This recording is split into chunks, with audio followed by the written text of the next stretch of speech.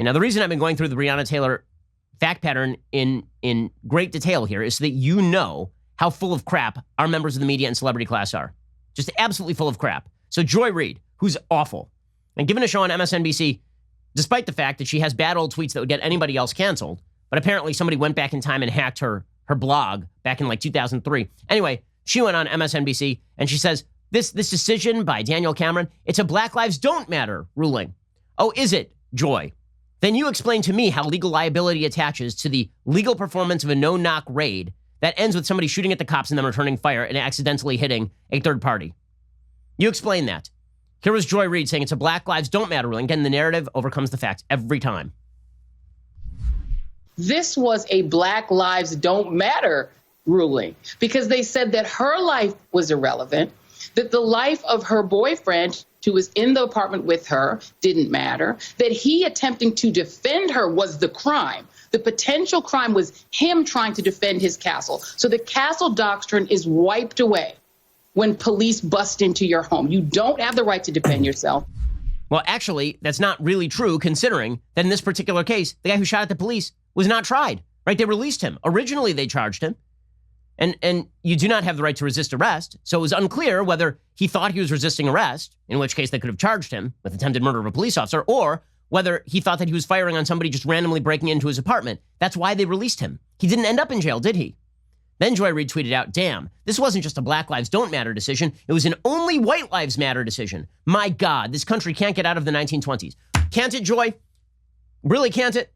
I've noticed that you are a black woman who has a show on a major national network, a huge social media presence, and you say stuff like this routinely to the seal-like clapping of your fellow media members. I don't remember that happening in the 1920s, when black people were literally being shot in the streets of Tulsa, Oklahoma for the sin of being black. I don't remember this happening in the 1920s, when black people were literally prevented from voting by white mobs. I don't remember this happening in the 1920s, when there were full legal regimes in place to prevent black people from drinking at the same water fountains as white people. Joy Reid, you idiot. I mean, seriously, this kind of stuff is just despicable. And it infuses so much of the left's view on race in the country. What they'll do is they'll find something terrible that happened 100 years ago, and then they'll be like, you know what? Nothing's changed. A lot of things have changed. A lot of things. Like, for example, in the 1920s, let's say that the police had shot a black woman in the middle of a drug raid. Do you think that it would have been a black attorney general of the state deciding whether or not to charge? What do you think? Do you think that the attorney general of the state of Kentucky in 1920 would have been black? I'm going to go no on that one, probably. But don't worry, nothing has changed. Nothing's changed. Don Lemon, another idiot on CNN, he decried the lack of indictments. Legal expert Don Lemon, who can't even explain what a constitutional amendment is. He's so dumb that Chris Cuomo even looks at him and is like, dude, you're a moron. Here's Don Lemon talking to Wolf Blitzer again. The meeting, the amount of wattage in prime time on CNN might be able to toast a piece of bread lightly if properly channeled. Here is Don Lemon, legal genius. It's just another instance as someone who works in the news media of there being, I would say now, three different justice systems in this country, one for police officers, one for Americans of color, and one for white Americans. That's how folks will see it play out. But really, I think that the real tragedy, I know the real tragedy is for Breonna Taylor's family. I mean, how I feel it's inconsequential to how that family must be feeling right now. Okay, when he says things like, people are going to see this. People are going to see this like there's one system of justice for black people and one system of justice for white people. Why are people going to feel that way, Don? Could it be because you didn't report the facts of the case?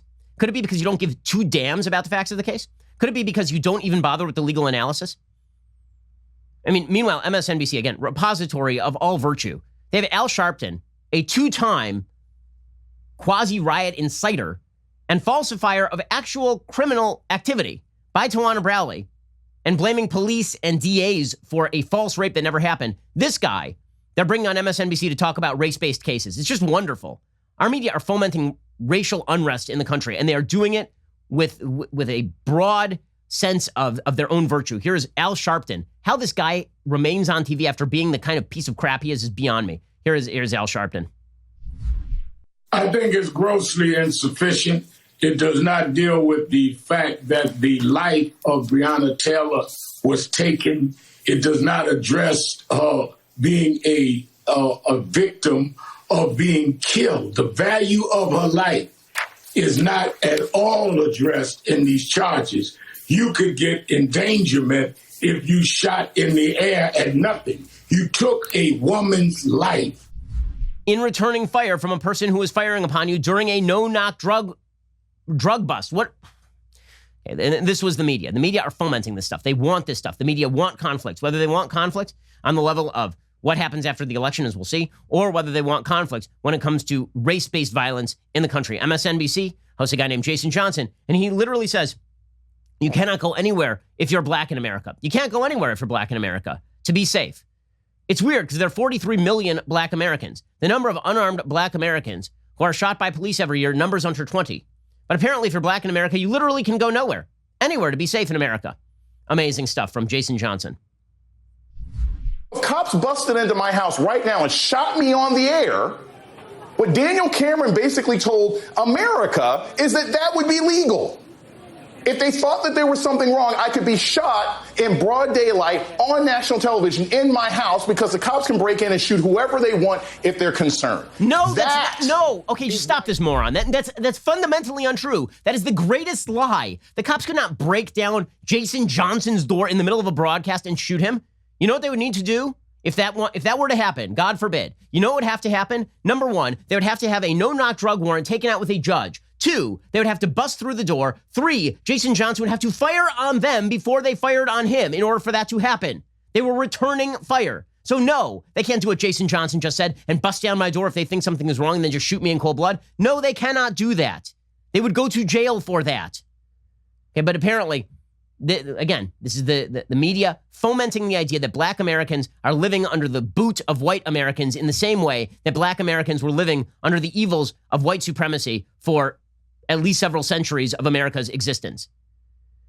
MSNBC's Kristen Clark repeating this message. It's over and over and over and over again. And then you wonder why people are in the streets literally firing weapons at police officers, which is what happened in Louisville last night. This all culminates last night in violent protests that break out, including the shooting of 2 Louisville police officers. And then you wonder why this happens. You rev people up to the pitch where you say that black people literally cannot be safe in America, that any black person in America, including prominent commentators on MSNBC, can be shot and murdered at any moment by white cops. And then you wonder how it is that violence breaks out. They know violence is going to break out, and they do not give a damn, apparently. I don't know how else to interpret this sort of irresponsible and insane commentary. Here's MSNBC's Kristen Clark explaining that racism infuses all policing, all of it. There are those who say, why are people protesting? Why does the Black Lives Matter movement exist? And it exists because of moments like this, when the system fails us as Black people. It's an incredibly disappointing day and a reminder of the tremendous work that must be done to address the ways in which racism infects every aspect of policing, the criminal justice system, and our lives. Okay, except that you offer no prescription for removing racism from any of these things because you know full well this is not a system of racism. This is not racism. Okay, this is a tragedy. Not all tragedies are crimes, and not all crimes have to do with racism. But in America, for the left, all tragedies are crimes, and all crimes are indicative of an evil American system. The most insane comment of the day came courtesy of Cheryl Dorsey, another MSNBC is just a trash heap. Cheryl Dorsey on MSNBC saying that the Attorney General of Kentucky, Daniel Cameron, because he's black, he's particularly bad because he's complicit in the system. Don't you see? He's a racist, right? Because you're either racist or you're anti-racist. He's not anti-racist because he's in favor of the system, and therefore he's a racist. Here is Cheryl Dorsey claiming, I am not kidding you, this is her quote, that Cameron is skin folk, not kinfolk, you see. See, he's black, but he's not truly black. Because were he truly black, he apparently would have indicted these officers without any underlying legal predicate. Here is Cheryl Dorsey. I find all of his remarks with regards to this whole entire press conference offensive. And let me just speak to this whole celebrity influencer thing. While they can't speak for Kentuckians, let me say this as a black woman. He does not speak for black folks. He's skin folk, but he is not kinfolk. And so just like he thinks they can't speak for Kentucky because he's up there with a black face, he does not speak for all of us. This was not a tragedy. This was a murder. He should be ashamed of himself. It was not a murder. It is clear it was not a murder from all of the underlying evidence, all of it. But again, that means that he's skin folk, he's not kinfolk, right? He's not truly black. A truly black person would recognize how deeply evil America is, and that every incident, no matter what the underlying fact pattern, is indicative of that religious view that America is deeply evil and racist. As we will see, this results in an extraordinary amount of bad behavior that is quickly overlooked by the media, as well as a bunch of white liberal prostration before the sloganeering nonsense of the Black Lives Matter movement. Thanks for watching, but before you go, you have to know we are moving YouTube channels. Videos like this one will only be available on my personal YouTube channel, Ben Shapiro, starting September 28th. Click on the link in the description to subscribe so you don't miss a beat.